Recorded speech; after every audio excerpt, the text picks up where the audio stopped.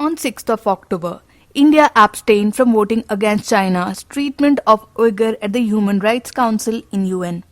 Then on 7th of October, India said that the human rights of people of Xinjiang Uyghur Autonomous Region should be respected and guaranteed.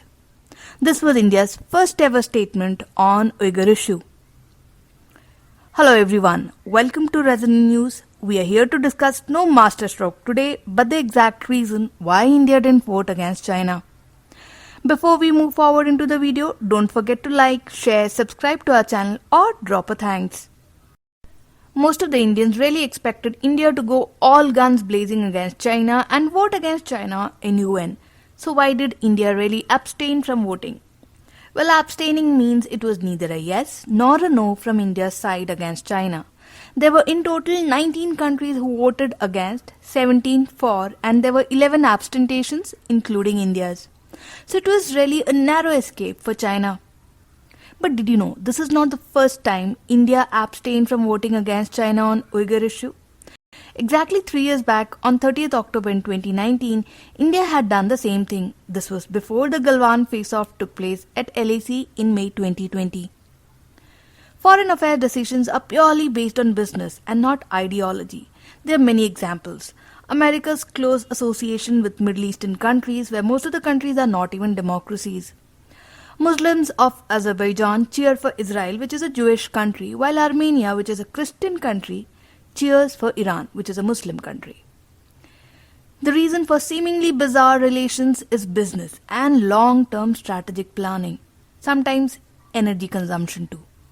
In fact, till recently, Japan and China too shared excellent trade relations despite their diplomatically bitter relations.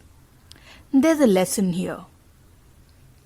In India and China's case, in December 2021, India supported China in holding Winter Olympics. But when China included a soldier who was involved in Galwan face-off with Indian troops in the torch relay ahead of opening ceremonies, India went to diplomatically boycott the Winter Olympics. Then 3 times in 2022 alone, China blocked proposal at United Nations on Pakistani terrorists. Despite this, Indian Prime Minister took part in BRICS Summit in June and SCO Summit in September, where China too was a participant. But here's something interesting. At the BRICS Summit in June 2022, Russia, China, India, Brazil and South Africa decided to create a new global reserve currency. It is presumed that the new reserve, consisting of the currencies of the BRICS member states, will be an alternative to International Monetary Fund's special drawing right.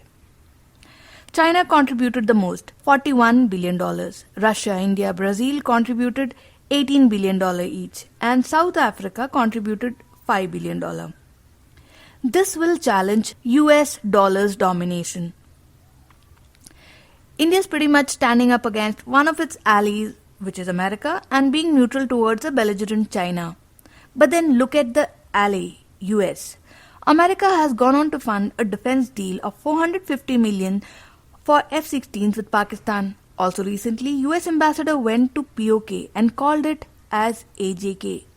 POK is Pakistan Occupied Kashmir, which is used by India, while Azad J&K is a term used by Pakistan, and US ambassador decided to stick to the Pakistani version of it. Despite this, India and US are part of SAUCUS, and together at the Malacca Strait choke point, they both keep a close watch on China's civilian and naval ships. Also, it was America which invited India to the I2U2 group, where other members are Israel and UAE. This corridor is of great importance trade-wise for India. But if you look at it, Pakistan and Middle Eastern countries like Qatar, both of which have been given the major NATO ally status, are extremely close US allies, have voted a no against the Uyghur issue in UN on 6th of October. So there, does it make sense now?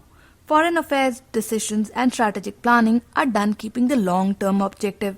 Hope you enjoyed the video. If you find it valuable, do post your feedback, like, share and subscribe and drop a thanks.